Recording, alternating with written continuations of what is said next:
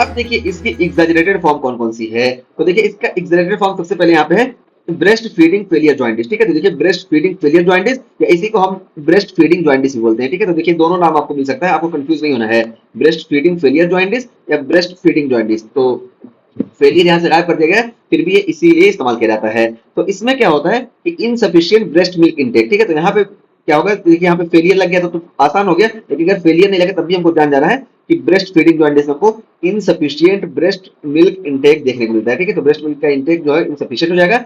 इस वजह से परेशानी क्या आएगी कि डिक्रीज बिलीरुबिन एलिमिनेशन इन स्टूल। ठीक है, तो जब ब्रेस्ट मिल्क अच्छे से नहीं जाएगा, इस वजह से बिलीरुबिन एलिमिनेशन स्टूल में रुक जाएगा। ठीक है, तो यहाँ पे देखिए ये बिलीरुबिन जो था ये स्टूल के थ्रू बाहर निकला था, ये नहीं रुकेगा क्योंकि यहाँ पे पूरी मोटिलिटी ये रुक जाएगी। तो इस वजह से यहाँ पे क्या हुआ कि बिलीरुबिन का एलिमिनेशन स्टूल में नहीं होगा या कम हो जाएगा। इस वजह से बिलीरुबिन जो होंगे ये इंटेरोहिपैटिक सर्कुलेशन में चले जाएंगे और इंटेरोहिपैटिक सर्कुलेशन ये इंक्रीज हो जाएगा, और जब इंटेरोहिपैटिक सर्कुलेशन इंक्रीज होगा तो हमको हाइपर बिलीरुबिनीमिया देखने को मिलेगा। ठीक है, तो ये हो गया हमारा हाइपर बिलीरुबिनीमिया।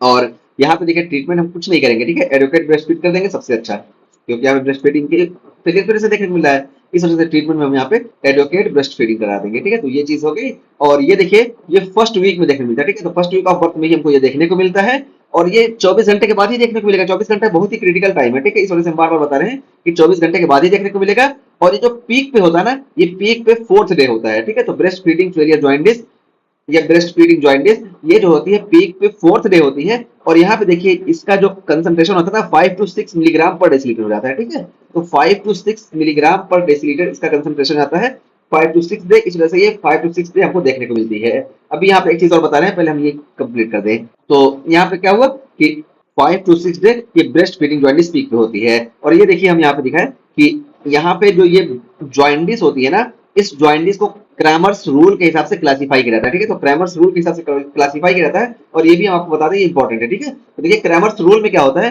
कि यहाँ पे सिफेलोकॉर्डल प्रोग्रेशन होता है, तो जॉइंटिस का सिफेलोकॉर्डल प्रोग्रेशन होता है। और हम बताएं कि 4th डे ये जब पीक पे होती है तो 5 से 6 होता है। ठीक है, तो 5 से 6 मिलीग्राम पर डेसीलीटर होती है। इसी वजह से 4th to 5th डे ये हमको देखने को मिलती है। और ये देखने को क्या मिलेगी, तो वही बताया गया क्रैमर्स रूल में, ये सिफेलोकॉर्डल प्रोग्रेशन में देखने को मिलेगी, यानी जितना ज्यादा होगा बिलिरुबिन उतना हेड की तरफ से लेकर पैर की तरफ जाएगा। ठीक है, तो इसी को हम बोलते हैं सिफेलोकॉर्डल प्रोग्रेशन। ठीक है, तो देखिए जैसे क्या है कि 5 to 7 मिलीग्राम पर डेसीलीटर होगा तो हमको हेड में इसके अपीयरेंस देखने को मिलेगा, यानी आई में। ठीक है, तो आई हमको येलो देखने को मिलेगी अगर 5 से 7 मिलीग्राम पर डेसीलीटर है, और अगर देखिए 7 से 9 है, ठीक है, तो हमको चेस्ट में भी इसके सिम्टम देखने को मिलेंगे। ठीक है, तो पेल चेस्ट हमको देखने को मिलेगा, येलो चेस्ट। और उसके अलावा देखिए अगर ये 9 से 11 हो जाए तो यहाँ पे हमको एब्डोमिनल सिम्टम देखने को मिलते हैं, और 11 से 13 हो जाए तो लिम्स में, और देखिए 13 से 15 हो जाए ना तो पाम और सॉइल्स में। देखिए यहाँ से आंख से शुरू हुआ था, और देखिए यहाँ पे पहले चेस्ट पे, फिर एब्डोमेन पे, फिर उसके बाद लिम्स में, और लास्ट में देखिए पाम और सॉइल पे आ रहे हैं। ठीक है, तो पाम और सॉइल लास्ट में आते हैं। यहाँ पे देखिए 5 से 7 में देखने को मिलते हैं, और यहाँ पे देखिए 7 से 9 में, और यहाँ पे देखिए एब्डोमेन में 9 से 11 में, और ये लेग में देखिए 11 से 13, और उसके बाद ये पाम और सॉइल्स में ये हमको 13 से 15 में देखने को मिलते हैं। तो देखिए ये सिफेलोकॉर्डल प्रोग्रेशन होता है। और ये देखिए पाम और सॉइल्स में अगर देखने को मिलना है तो इसको हम डेंजर साइन बोलते हैं। ठीक है, डेंजर साइन क्यों बोलते हैं, क्योंकि यहाँ पे increase risk of brain damage, तो ब्रेन डैमेज का रिस्क बहुत ज्यादा यहाँ पे होता है। तो ये हो गया हमारा क्रैमर्स रूल। और उसके बाद फिर आइए हम बात करते हैं ब्रेस्ट मिल्क जॉइंटिस की। ठीक है, तो देखिए ब्रेस्ट मिल्क जॉइंटिस क्या होता है, यहाँ पे देखिए मिल्क से पता चल रहा है कि यहाँ पे मिल्क टाइप का कुछ होगा, यानी मिल्क जो है ये जॉइंटिस कॉज कराएगा। तो ये क्या है कि increase beta glucosidase in breast milk. ठीक है, तो ब्रेस्ट मिल्क में हम देखिए यहाँ पे बता के आता है कि ये बीटा ग्लूकोसाइडेज जो होता है ये ब्रेस्ट मिल्क में प्रेजेंट होता है, और जब यही ब्रेस्ट मिल्क में बहुत ज्यादा प्रेजेंट हो जाएगा तो क्या कराएगा, इंक्रीज डी कॉन्जुगेशन। ठीक है, तो डी कॉन्जुगेशन ज्यादा होगा, और जब डी कॉन्जुगेशन ज्यादा होगा इस वजह से इंटेरोहिपैटिक सर्कुलेशन ज्यादा होगा। ठीक है, अब इंटेरोहिपैटिक सर्कुलेशन ज्यादा होगा तो हमको हाइपर बिलिरुबिनीमिया देखने को मिलेगा। ठीक है, ये चीज हो गई। लेकिन ये देखिए किस टाइम पे देखने को मिलता है, तो इसमें जो हमको क्वेश्चन देखने को मिलेगा ना, तो यहाँ पे क्वेश्चन देखिए 2nd या 3rd वीक में हमको देखने को मिलता है। ठीक है, तो 2nd या 3rd वीक में देखने को मिलेगा, जबकि ये ब्रेस्ट फीडिंग फेलियर जॉइंटिस या ब्रेस्ट फीडिंग जॉइंटिस ये हमको 1st वीक में देखने को मिलेगी। ठीक है, 24 घंटे के बाद, जबकि ये हमको 2nd या 3rd वीक में देखने को मिलेगी। इस तरह से इन दोनों के बीच हम डिफरेंशिएट कर लेंगे। और वैसे अगर हमको दिन हमसे पूछा जाए तो देखिए ये 5 से 7 दिन बाद देखने को मिलती है। ठीक है, क्वेश्चन में अगर हमसे डेज पूछा जाए तो हम बता देंगे 5 से 7 दिन बाद देखने को मिलती है, और 3 हफ्ते तक ही, 3 हफ्ते के बाद अगर देखने को मिलती है ना तो इसको हम पैथोलॉजिकल जॉइंटिस बोलते हैं। ठीक, तो ये चीज हो गई। तो ब्रेस्ट मिल्क जॉइंटिस और ब्रेस्ट फीडिंग जॉइंटिस ये दोनों आपको फर्स्ट समझ में आ गया। और देखिए यहाँ पे ये जो बताया गया ना कि बीटा ग्लूकोसाइडेज ब्रेस्ट में ज्यादा होता है, ये तो एक मैकेनिज्म हुआ। और दूसरा देखिए और क्या है कि ब्रेस्ट मिल्क में प्रिग्निडायोल जो होता है ये भी ज्यादा होता है, ठीक है। तो प्रिग्निडायोल ब्रेस्ट मिल्क में ये प्रेजेंट होता है और ये क्या करता है, इनहिबिट्स कॉन्जुगेशन, ठीक है। तो ये कॉन्जुगेशन को इनहिबिट कर देता है। तो ये देखिए यहाँ पे, देखिए ये कॉन्जुगेशन जो हो रहा था ना, इस कॉन्जुगेशन को ही इनहिबिट कर देता है। तो दो मैकेनिज्म है, देखिए मोस्ट कॉमन हमारा यही होता है, ठीक है। तो मोस्ट कॉमन हमारा जो होता है ये इंक्रीज बीटा ग्लूकोसाइडेज जो होता है, इसकी वजह से होता है, इस वजह से डीकॉन्जुगेशन हो जाता है। जबकि प्रेग्निडायोल जो होता है ये कॉन्जुगेशन को इनहिबिट कर देता है। दोनों में देखिए क्या फर्क है कि ये जो है यहाँ पे देखिए बताए, बीटा ग्लूकोसाइडेज जो होता है ये यहाँ से दोबारा बिलिरुबिन को बढ़ा देता है, सर्कुलेशन में चला जाता है, ठीक है, क्योंकि यहाँ पे अनकॉन्जुगेट कर देता है।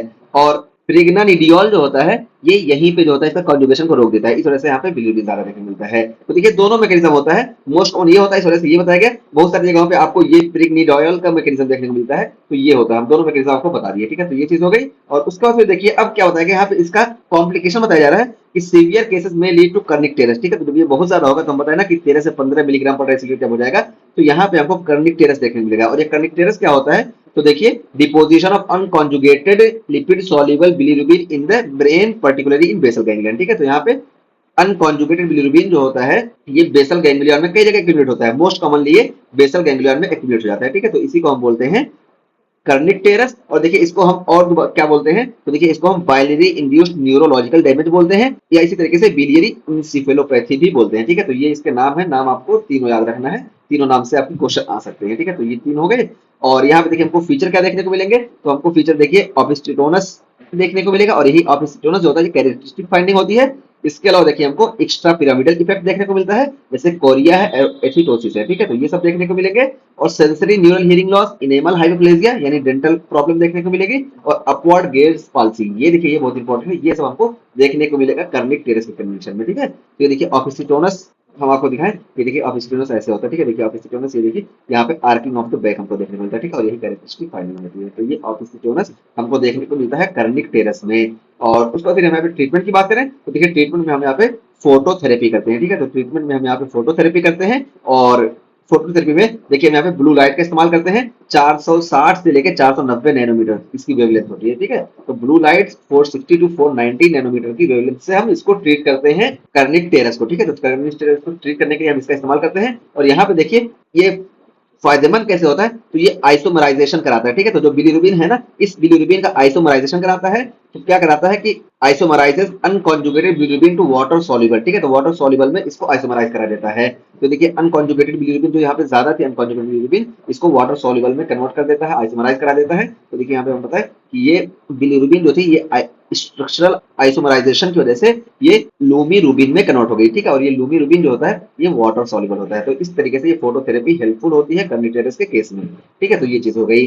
अब उसके बाद देखिए हम बात करते हैं पैथोलॉजिकल जॉइंटिस की। देखिए फिजियोलॉजिकल जॉइंटिस हम पूरी बात कर लिए ना, फिजियोलॉजिकल जॉइंटिस ये है, बस ये जो क्राइटेरिया है ना यही अगर एक्सीड होता है तो इसको हम पैथोलॉजिकल बोल देते हैं। तो बस हल्का सा हम देख लेते हैं, हमको पता चल जाएगा पैथोलॉजिकल कब बोलते हैं। तो देखिए इन चारों में से कोई भी प्रेजेंट होगा तो हम इसको पैथोलॉजिकल बोलते हैं। सबसे पहले क्या है कि हमको जॉइंटिस अगर 24 घंटे से कम टाइम में देखने को मिलेगी ना तो इसको हम पैथोलॉजिकल जॉइंटिस बोलेंगे। तो इसी वजह से देखिए हम हर जगह 24 घंटे में फोकस करते हैं, ठीक है। तो ये हो गया 24 घंटे से पहले, या ड्यूरेशन 3 हफ्ते से ज्यादा हो, ठीक है, 3 हफ्ते से ज्यादा हो तब भी इसको हम पैथोलॉजिकल जॉइंटिस बोलेंगे। तो इसी वजह से देखिए हमें पता है कि ये जो ब्रेस्ट मिल्क जॉइंटिस है ये 2 से 3 हफ्ते तक खाली रहता है, ठीक है। 3 हफ्ते के बाद अगर हो रहा है तो पैथोलॉजिकल जॉइंटिस हो जाएगा। और उसके अलावा देखिए हमको यहाँ पे involvement of palm and soil, तो पाम और सॉइल का इन्वॉल्वमेंट देखने को मिला है तब भी इसको हम पैथोलॉजिकल बोल देंगे। क्यों? क्योंकि पाम और सॉइल का इन्वॉल्वमेंट देखिए सबसे लास्ट में देखने को मिलता है ना, सबसे लास्ट में देखने को मिल रहा है, यानी अगर इसका इन्वॉल्वमेंट हो रहा है तो पता चला कि बहुत ज्यादा हमको हाइपरबिलिरुबिनिया देखने को मिल रहा है। नॉर्मली क्या था कि 5 से 7 मिलीग्राम पर डेसिलीटर देखने को मिल रहा था, लेकिन यहाँ पे बहुत ज्यादा है, इस वजह से पाम और सॉइल का इन्वॉल्वमेंट देखने को मिल रहा है। इसी वजह से इसको हम पैथोलॉजिकल जॉइंटिस बोल देंगे। और इसी तरीके से देखिए क्या है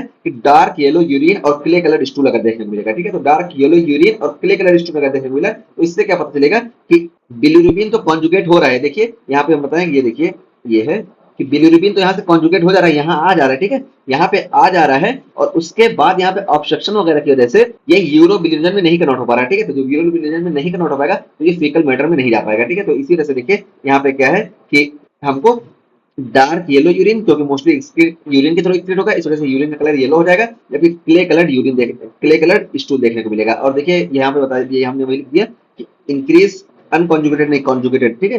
तो कॉन्जुगेटेड ये इंक्रीज होता है, ठीक है। तो कॉन्जुगेटेड बिलीरुबिन इंक्रीज होगा ड्यू टू ऑब्स्ट्रक्शन, ठीक है। तो ऑब्स्ट्रक्शन की वजह से कॉन्जुगेटेड बिलीरुबिन जो होगा ये इंक्रीज हो जाएगा, ठीक है। तो ये कॉन्जुगेटेड बिलीरुबिन इंक्रीज होगा, इस वजह से हमको डार्क येलो यूरिन या क्ले कलर्ड स्टूल देखने को मिलेगा। और ये जो है पैथोलॉजिकल जॉन्डिस को शो करते हैं। तो ये चारों पैथोलॉजिकल जॉन्डिस हो गए, ठीक है। तो इस तरीके से हमारा पूरा ये बिनाइन न्यूनेटल हाइपर बिलीरुबिनेमिया का टॉपिक कंप्लीट हो गया। और इसमें देखिए हम सबसे पहले मैकेनिज्म आपको बताएं कि यहाँ पे जो मैकेनिज्म होता है, तीन मैकेनिज्म की वजह से हमको अनकॉन्जुगेटेड हाइपर बिलीरुबिनेमिया देखने को मिलता है। पहला है कि फीटल आरबीसी का टर्नओवर ज्यादा हो जाएगा। दूसरा है कि इमेच्योर न्यू बॉर्न का जो लीवर है यहाँ पे यूडीपी जीटी ये कम होते हैं, इस वजह से कॉन्जुगेशन अच्छे से नहीं हो पाएगा। और तीसरा बताया कि न्यू बॉर्न का जो गट होता है ये स्टाइल होता है, इस वजह से यूरोबिलिनिया का फॉर्मेशन नहीं होगा। और जब इसका फॉर्मेशन नहीं होगा तो यहाँ पे ये दोबारा अनकॉन्जुगेटेड हो जाएंगे और एंटेरोहिपेटिक सर्कुलेशन इंक्रीज हो जाएगा। और इसमें जो रोल प्ले करता है ये बीटा ग्लूकोनोसाइडेज रोल प्ले करता है और ये इंटेस्टाइनल ब्रश बॉर्डर में प्रेजेंट होता है। और उसका फिर हम बताएं ये बीटा ग्लूकोनोसाइडेज ये ब्रेस्ट मिल्क में प्रेजेंट होता है और ये पिगमेंट स्टोन फॉर्मेशन में रोल प्ले करता है, ठीक है। और इसके अलावा हम बताएं कि बीटा ग्लूकोनोसाइडेज ये हमारे न्यूट्रोफिल्स में प्रेजेंट होता है और न्यूट्रोफिल के एजोफिलिक ग्रेन्यूल में प्रेजेंट होता है, लेकिन उससे इसमें यहाँ पे कोई रिलेशन नहीं है, ठीक है। ये चीज हो गई। और उसका फिर हमने बताया कि ये 24 घंटे के बाद ही देखने को मिलता है और 3 हफ्ते तक ही देखने को मिलता है। 3 हफ्ते के बाद अगर तब भी पैथोलॉजिकल है, 24 घंटे से पहले तब भी पैथोलॉजिकल है, ठीक है। ये चीज हो गई। और यहाँ पे हम बताएं ब्रेस्ट फीडिंग जॉइंडिस और ब्रेस्ट मिल्क जॉइंडिस, इन दोनों में हमको फर्क करना आना चाहिए। ये हमको फर्स्ट वीक में देखने को मिलता है और ब्रेस्ट मिल्क जॉइंडिस हमको ये सेकंड या थर्ड वीक में देखने को मिलता है, ठीक है। और दोनों में जो होता है हम ब्रेस्ट फीडिंग को कंटिन्यू करेंगे, ठीक है। तो यही हमारा ट्रीटमेंट होता है और कोई अलग से ट्रीटमेंट की जरूरत नहीं पड़ती है। अगर हमको पैथोलॉजिकल जॉइंडिस देखने को मिली है तब हम जाके ट्रीटमेंट करते हैं। और ट्रीटमेंट हम बताएं यहाँ पे फोटोथेरेपी करते हैं और यहाँ पे हम ब्लू लाइट 460 टू 490 नैनोमीटर का इस्तेमाल करते हैं, ठीक है। तो ये चीज हो गई। उस तरीके से हमारा पूरा ये जो है टॉपिक कंप्लीट हो गया, ठीक है। तो और यहाँ पे हम बताएं कि यहाँ पे हम क्रेमर्स रूल के हिसाब से इसको देखते हैं और ये सिफेलोपोडल प्रोग्रेशन इसमें हमको देखने को मिलता है, ठीक है। तो ये बताया। और पाम सॉइल का इन्वॉल्वमेंट अगर होगा तो ये पैथोलॉजिकल होगा, ठीक है।